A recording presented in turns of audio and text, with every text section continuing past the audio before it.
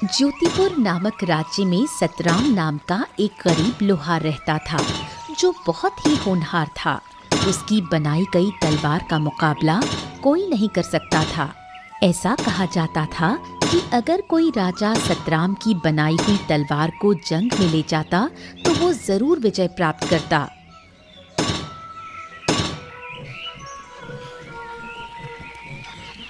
सीता, मैं काम पर जा रहा हूँ। तुम अपना और पिंकू का ध्यान रखना। पिंकू के बापू, घर में अब कुछ भी खाने का सामान नहीं है।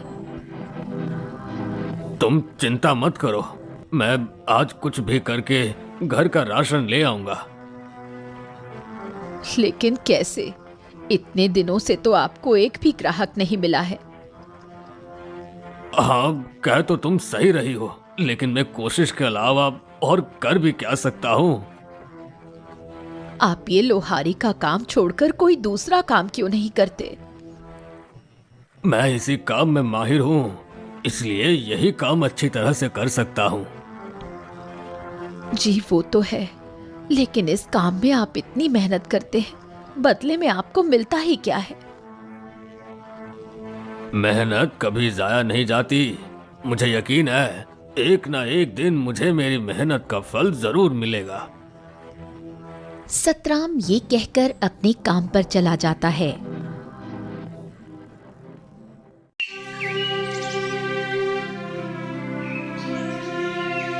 सुबह से शाम होने को आई है, लेकिन अभी तक एक भी ग्राहक नहीं आया जिसकी तलवार बनाकर मैं पैसे कमा सकूं। अब मैं घर का राशन कैसे लेकर जाऊंगा?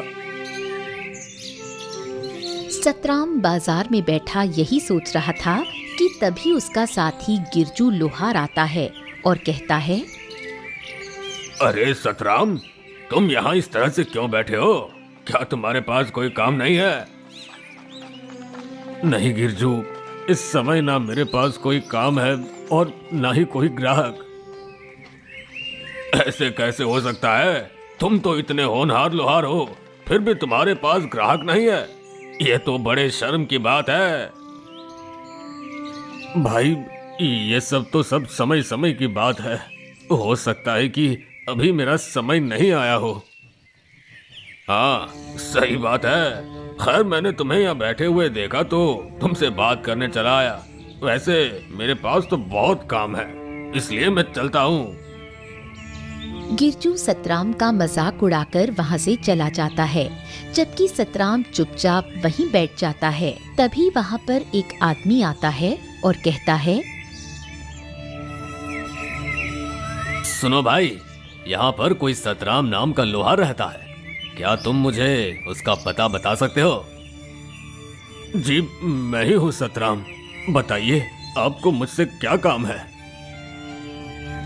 मैंने सुना है तुम तलवार बहुत अच्छी बनाते हो, और जो भी तुम्हारी बनाई हुई तलवार से मुकाबला करता है वो जरूर विजय प्राप्त करता है।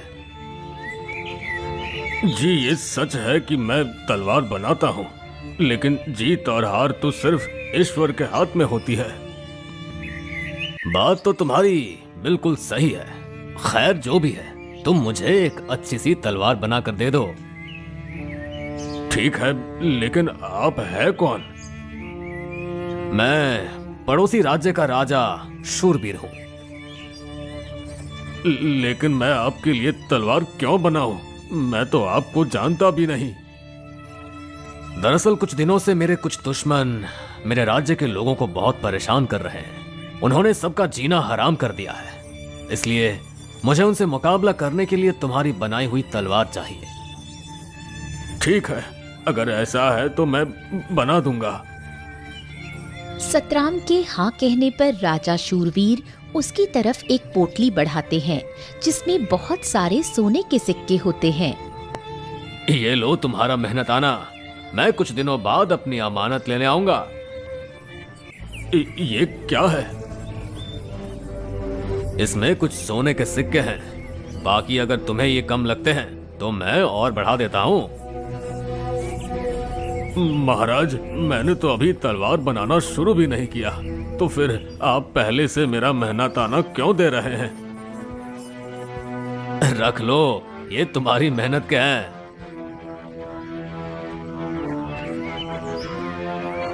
राजा शूरवीर ये कहकर वहां से चले जाते हैं। अब मैं अपनी पत्नी और पुत्र के लिए खाने पीने का खूब सारा सामान लेकर जाऊंगा। सतराम अब सोने के सिक्के को बेचकर ढेर सारा सामान खरीदता है और अपने घर चला जाता है। ये लो सीता, ये सब तुम दोनों के लिए। अरे पिंकू के बापू, आप इतना सारा सामान ले आए। आपके पास इतना सारा सामान खरीदने के लिए पैसे कहाँ से आए? सीता के पूछने पर सतराम उसे राजा के बारे में सब कुछ बताता है।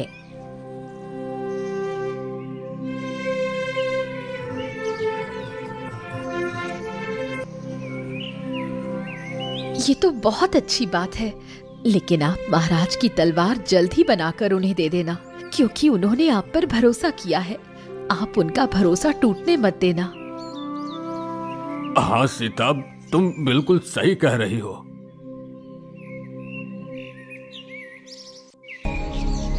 अगली सुबह सतराम अपने काम पर निकल जाता है और अपनी दुकान पर पहुंचकर सोचता है, महाराज की तलवार मुझे जल्द से जल्द बनानी होगी। सतराम दिन रात मेहनत करके राजा के लिए एक बहुत अच्छी सी तलवार बना लेता है।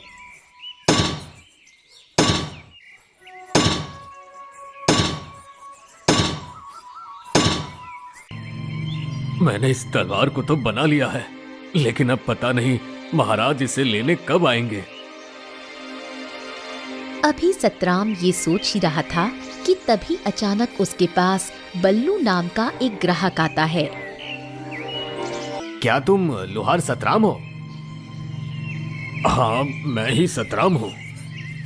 मुझे तुमसे एक तलवार चाहिए। क्या तुम अभी मुझे कोई अच्छी सी तलवार दे सकते हो?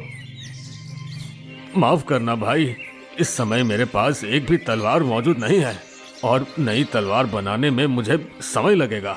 अगर आप इंतजार कर सकते हैं तो कर लीजिए, मैं आपको कुछ समय में तलवार बनाकर दे दूंगा। अभी सतराम ग्राहक से ये कह ही रहा था कि तभी ग्राहक की नजर उस तलवार पर पड़ती है जो सतराम ने राजा के लिए बनाई थी। सतराम, तुम्हारे पास ये तलवार मौजूद तो है, ये तुम मुझे दे दो, बदले में तुम इसके दोगुने पैसे ले लो। नहीं भाई, ये तलवार मैं आपको नहीं दे सकता, ये किसी की अमानत है। भाई मैं कहता हूँ तुम इसकी जितनी चाहे उतनी कीमत मुझसे ले लो, लेकिन ये तलवार मुझे दे दो। अगर आप मुझे इस तलवार के बदले खजाना भी देंगे तब भी मैं आपको ये नहीं दूंगा।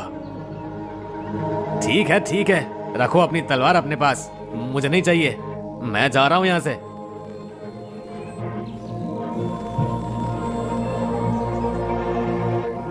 फिर कुछ दिन ऐसे ही गुजर जाते हैं, लेकिन राजा शूरवीर अपनी तलवार लेने नहीं आते। लेकिन सतराम के पास ऐसे बहुत से ग्राहक आते जो सतराम से वो तलवार मांगते, मगर सतराम किसी को भी उसे नहीं देता। पता नहीं राजा शूरवीर कब आएंगे, मैं आखिर कब तक उनकी ये अमानत संभाल कर रखूंगा। अभी सतराम अपने मन में ये सोच ही रहा था कि तभी अचानक बल्लू ग्राहक वहाँ फिर आता है। सतराम, इस तलवार को बनाए हुए तुम्हें कितना समय हो चुका है? इसका मालिक तो अब तक नहीं आया और मुझे नहीं लगता कि अब वो आएगा। लेकिन ये बात आप इतने यकीन से कैसे कह सकते हैं? देखो सतराम, अगर इस तलवार के मालिक को आना होता तो कब का आकर इसे ले जाता, लेकिन वो नहीं आया, इसलिए तुम इस तलवार को मुझे दे दो। कुछ भी हो जाए, मैं ये तलवार आपको नहीं दूंगा। अब आप यहाँ से जा सकते हैं। बल्लू ग्राहक गुस्से से वहाँ से चला जाता है। मैंने बहुत कोशिश की, लेकिन मैं उससे वो तलवार हासिल नहीं कर सका। सतराम के हाथों बनाई गई वो तलवार मेरे लिए बहुत जरूरी है, तभी मैं उस पूरे राज्य में अपना खौफ पैदा करके अपना काम कायम कर सकूंगा। आखिर ऐसा क्या है उसके हाथ की बनाई हुई इस तलवार में? सतराम के हाथों में एक अजीब तरह का जादू है वो जिसके लिए भी तलवार बनाता है उसे विजय प्राप्त जरूर होती है। नई तलवार बनाने में उसे काफी समय लग जाएगा और मुझे तलवार की जरूरत जल्दी है, इसलिए वो तलवार मुझे किसी भी कीमत पर चाहिए। तो अब मैं क्या करूं? कैसे उस तलवार को उससे हासिल करूं? तुम सतराम के आसपास ही रहो, उसका भरोसा जीतो और फिर मौका पाते ही उसे धोखा देकर तलवार ले आओ। बल्लू ग्राहक काली की बात सुनकर एक बार फिर से सतराम के पास आता है। सतराम, मुझे माफ कर दो, मैं वाकई गलत था। यह किसी और की अमानत है, इसलिए अब तुम मेरे लिए दूसरी वाली तलवार बना दो। ठीक है, मगर इसके लिए मुझे थोड़ा समय लगेगा। ठीक है, मैं इंतजार कर लूंगा। बल्लू ग्राहक के कहने पर सतराम दूसरी तलवार बनाने के लिए तैयारी शुरू कर देता है। ये मौका अच्छा है, ये बेवकूफ अपने काम में लगा हुआ है। मैं जल्दी से ये तलवार लेकर अपने मालिक को दे देता हूँ। फिर बल्लू सतराम को धोखा देकर चुपके से राजा की तलवार लेकर भाग जाता है। कुछ देर में सतराम तलवार का नक्शा बनाकर कहता है, भाई ये देखो, तुम्हारी तलवार का नक्शा तैयार हो गया है। अरे वो आदमी कहाँ गया? अभी तो यही था।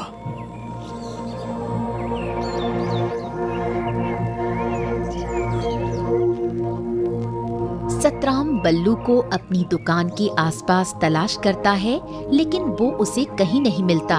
फिर वो अपनी दुकान पर वापस आता है। तभी उसकी नजर राजा की तलवार की जगह पर पड़ती है। ए भगवान, इसका मतलब वो ग्राहक नहीं, चोर था। मुझे धोखा देकर भाग गया। ए भगवान, अब मैं क्या करूं? क्या जवाब दूंगा राजा शूरवीर को? मुझसे इतनी बड़ी गलती कैसे हो गई? इधर बल्लू ग्राहक तलवार लेकर जंगल में काली के पास पहुंचता है। ये लीजिए मालिक, आपकी तलवार। अब मुझे राजा शूरवीर से जीतने से कोई नहीं रोक सकता, कोई नहीं।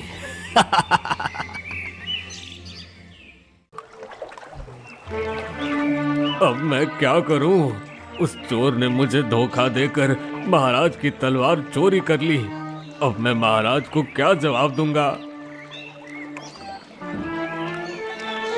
अभी सतराम दुखी मन से ये सोच ही रहा था कि तभी नदी से इंद्रदेव प्रकट होते हैं।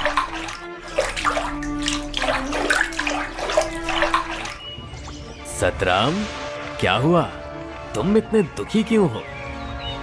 इंद्रदेव के पूछने पर सतराम उन्हें सारी बात बताता है।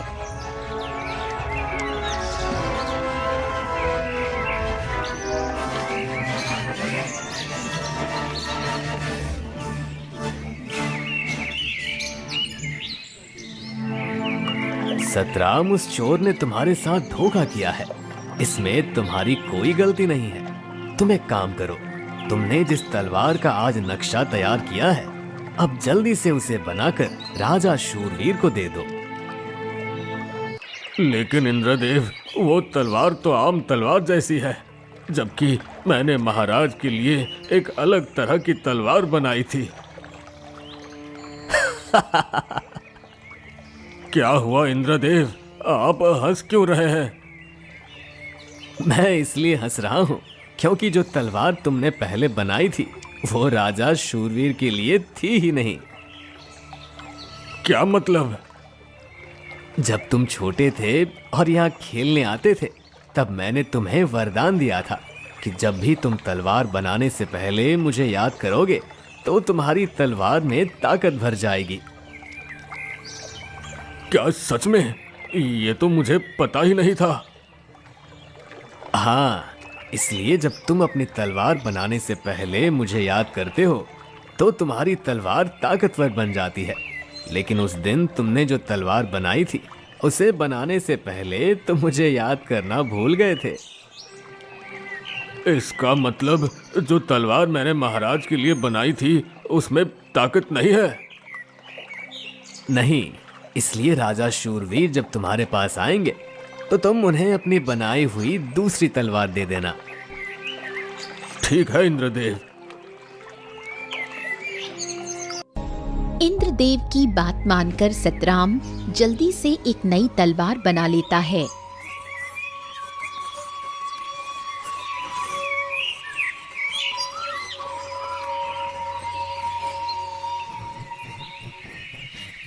सतराम, क्या मेरी तलवार बन गई है?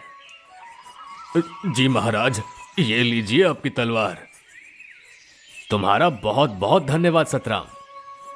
महाराज, अगर मैं भी आपके साथ आपके दुश्मन के मुकाबले को देखने चलूं तो क्या आप मुझे ले चलेंगे? हाँ, क्यों नहीं। कल के मुकाबले में तुम भी मेरे साथ चलना। अगले दिन राजा शूरवीर सतराम को भी अपने साथ मुकाबले में ले जाते हैं। फिर एक मैदान में राजा शूरवीर और उनके दुश्मन काली की जंग शुरू हो जाती है। आज मैं तुझे मारकर तेरा राज्य अपना बना लूंगा। तुम अपने इस नापाक मकसद में कभी कामयाब नहीं होगे। इतना कहकर राजा शूरवीर गुस्से से उस पर वार करते हैं, जिससे उसकी तलवार 2 टुकड़ों में बट जाती है। अरे ये कैसे हो सकता है? ये तो जादुई तलवार थी, ये टूट कैसे गई? तूने सतराम से धोखे से ये तलवार हासिल की थी, इसलिए देख, तेरा यही अंजाम होगा। इतना कहकर राजा शूरवीर उस काली को मार देते हैं और मुकाबला खत्म हो जाता है। महाराज, आपको कैसे पता चला कि दुश्मन काली ने मुझसे धोखे से वो तलवार हासिल की थी? उस दिन मैंने तुम्हारी और इंद्रदेव की सारी बातें सुन ली थी। फिर मैंने तुम्हें धोखा देने वाले उस बल्लू को सबक सिखाया और आज इस दुष्ट की जान ले ली, ताकि ये किसी और को धोखा या नुकसान न पहुंचा सके।